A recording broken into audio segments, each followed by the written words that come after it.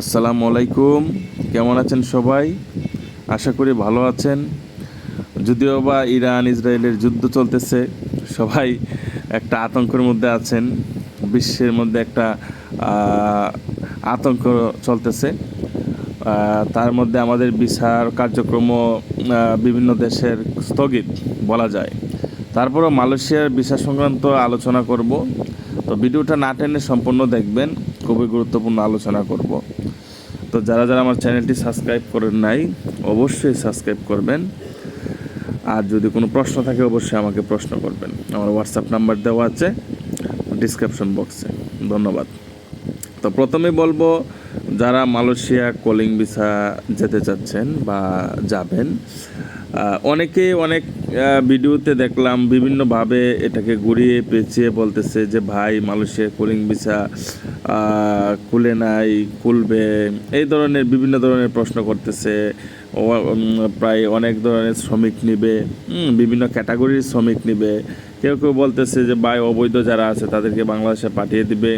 কেউ কেউ বলতেছে যে ভাই মালয়েশিয়ার একটা সিস্টেম, একটা প্রসেস ওই দেশের সরকার চালু করতে যাচ্ছে, নিয়ম একটা চালু করতে যাচ্ছে নতুন।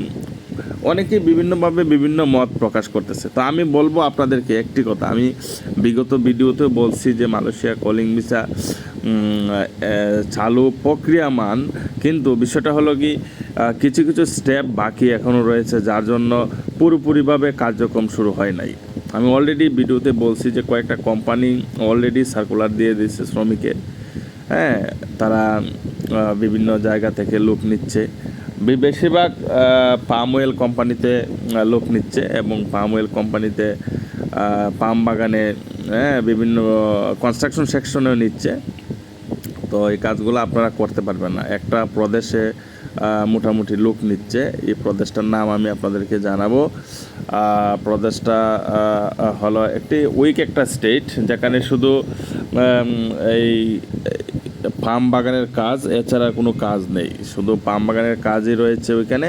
আপনারা ওই স্টেটে গেলে মোটামুটি 3 লাখ 4 লাখ টাকার মতো লাগে। ওইখানে আপনারা ওই প্রদেশে যেয়ে কাজ করতে পারবেন, তবে এখানে বেতন খুব কম। হ্যাঁ, ওইখানে যাই আপনারা মোটামুটি ভালোভাবে স্বাবলম্বী হতে পারবেন না।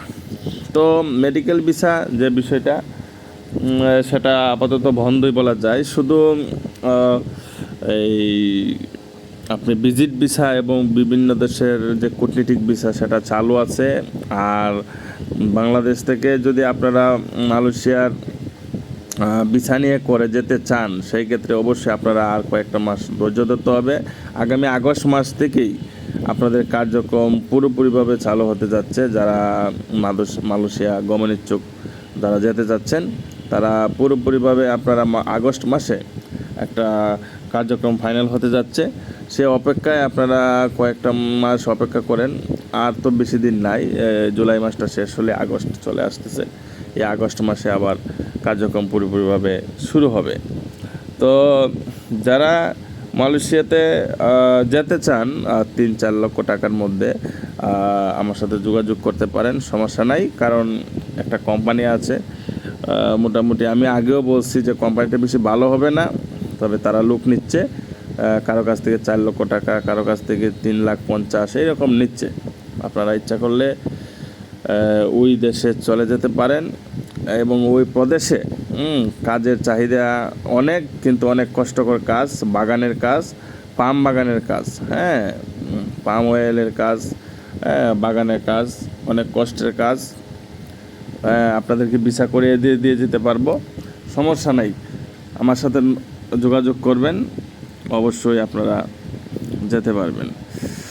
তো আমি আমার ভিডিও আর বেশি দীর্ঘ করব না। যদি কোনো প্রশ্ন থাকে অবশ্যই আমাকে প্রশ্ন করবেন। মালয়েশিয়া সংক্রান্ত যে কোনো বিষয় আপনারা জানতে চাইলে অবশ্যই আমাকে, আমার ডেসক্রিপশন বক্সে আমার নাম্বার দেওয়া আছে, হোয়াটসঅ্যাপ নাম্বার দেওয়া আছে। ধন্যবাদ সবাইকে।